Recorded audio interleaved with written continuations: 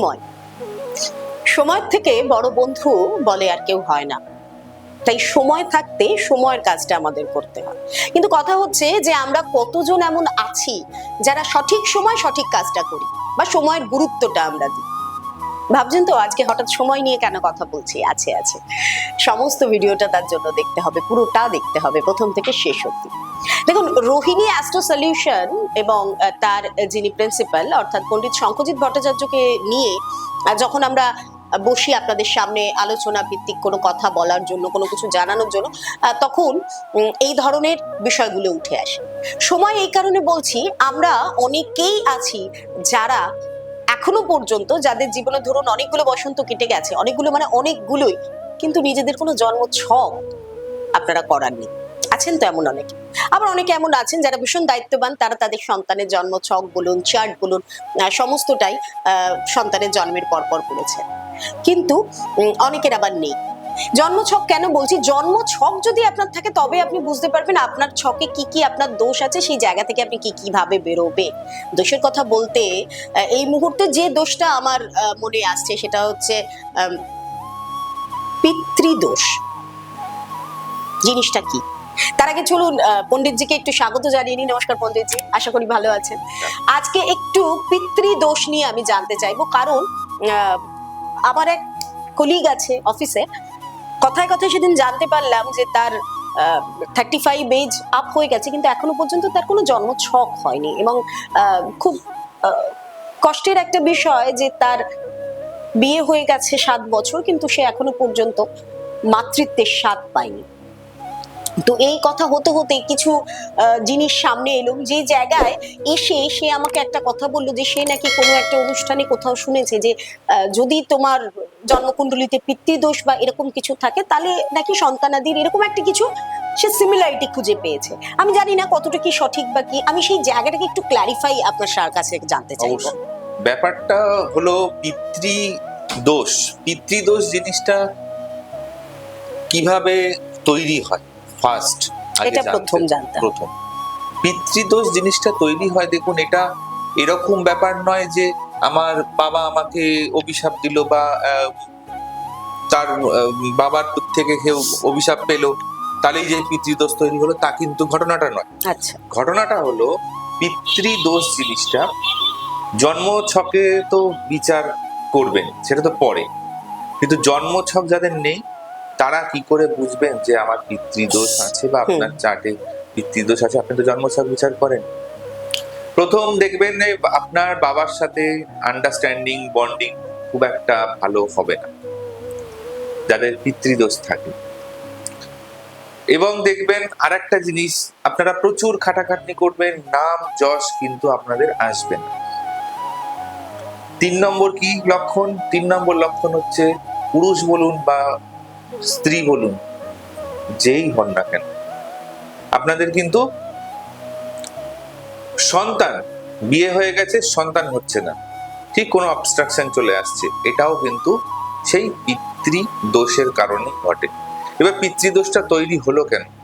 আপনি হয়তো ভাববেন আমি তো কখনো আমার বাবার সাথে কোনো খারাপ ব্যবহার করিনি, বাবার সাথে জানে আমার বন্ডিং হয় না কেন? শুধু আপনার কারণের জন্য যে আপনার জন্মচার্টে পিতৃদোষ তৈরি হয়ে যাবে তা কিন্তু নয়। পিতৃদোষ আপনার জন্ম চার্ট তৈরি হওয়ার সময় আপনার পিতৃদোষটা তৈরি হয়েছে। আচ্ছা, তখন তো আপনি আর কারোর সাথে খারাপ ব্যবহার করেননি, তাহলে আপনার জন্ম চার্টে কেন তৈরি? হ্যাঁ, মানে এটা একটু যদি ক্ল্যারিফাই। পূর্বপুরুষের তরফ থেকে কেউ না কেউ পিতার সাথে অথবা পিতৃতুল্য মানুষের কাছ থেকে অভিশাপ কুড়িয়েছে। ও আচ্ছা, মানে শুধু পিতা কাছ থেকে না, মানে পিতৃস্থানীয় কারোর কাছ থেকেও? আচ্ছা, অসম্মান করেছে, পিতৃতুল্য লোকজনের সাথে দুর্ব্যবহার করেছে, সে কষ্ট পেয়েছে, সে মনে মনে একটা হায় বা মনে মনে একটা তাকে অভিশাপ দেওয়া, এই জিনিসগুলো যখনই কেউ আপনার ওপর প্রয়োগ করবে, আপনার জন্মচার্টে কি আছে না আছে সেটা পরের প্রশ্ন, বাট আপনার পরবর্তী প্রজন্মের জন্মচার্টে কিন্তু তখন এই দোষটা তৈরি হয়ে যাবে। এই জিনিসগুলো কিন্তু ভীষণভাবে দেখার বিষয় আছে। এবারে পিতৃদোষ তো তৈরি হয়ে গেল, আপনি তো তার জন্য সাফার হচ্ছেন, মানে আপনার আমার পূর্বপুরুষের তরফ পূর্বপুরুষের, থেকে হ্যাঁ, কোনো ভুলের জন্য সেই আপনি ফলস্বরূপ, suffer হ্যাঁ, করবেন। একদম একদম। তো সেখান থেকে তাহলে কি করে? সেখান থেকে মুক্তি কি করে পাবেন? সেখান থেকে মুক্তি পাওয়ার উপায় হচ্ছে পিতৃপুরুষের উদ্দেশ্যে অবশ্যই করে তো জলদান তো একটা অবশ্যই দরকার। দান একটা জিনিস, ভীষণ উপকারী জিনিস। পিতৃপুরুষের উদ্দেশ্যে কোনো দান করে সেই দান গ্রহ বিপ্রকে বলুন বা ব্রাহ্মণকে দান করবেন। বিশেষ করে রবি গ্রহের যে দানগুলো আছে সেই দানগুলো করলে কিন্তু পিতৃদোষ কিন্তু অনেকাংশে খণ্ডন হয়ে যায়। তো রবি গ্রহের কি কি দান আছে? রবি গ্রহের দান হচ্ছে গম, লাল বস্ত্র, লাল চন্দন, তামার কলস বা তামার ঘটি, এক ঘটি জল। আপনি আচ্ছা। এই জিনিসগুলোকে যদি দান করতে পারেন বিশেষ দিনে, যে কোনো দিন যে কোনো সময় দান করলে কিন্তু হবে না। বিশেষ দিন দেখে দান করবেন এবং সেই দিনটা বিচার করিয়ে নেবেন। আপনাদের যারা গাইড করেন তাদের কাছ থেকে বিচার করে নেবেন, যে পণ্ডিত আছে তাদের কাছ থেকেও বিচার করে নেবেন। নিয়ে এইভাবে কিন্তু দানগুলো করতে হবে। তার পাশাপাশি যদি এগুলো বলছি যাদের জন্ম ছক নেই, বিচার করাননি, কিন্তু এই প্রবলেম গুলো তাদের মধ্যে হচ্ছে, ফেস করছে তারা।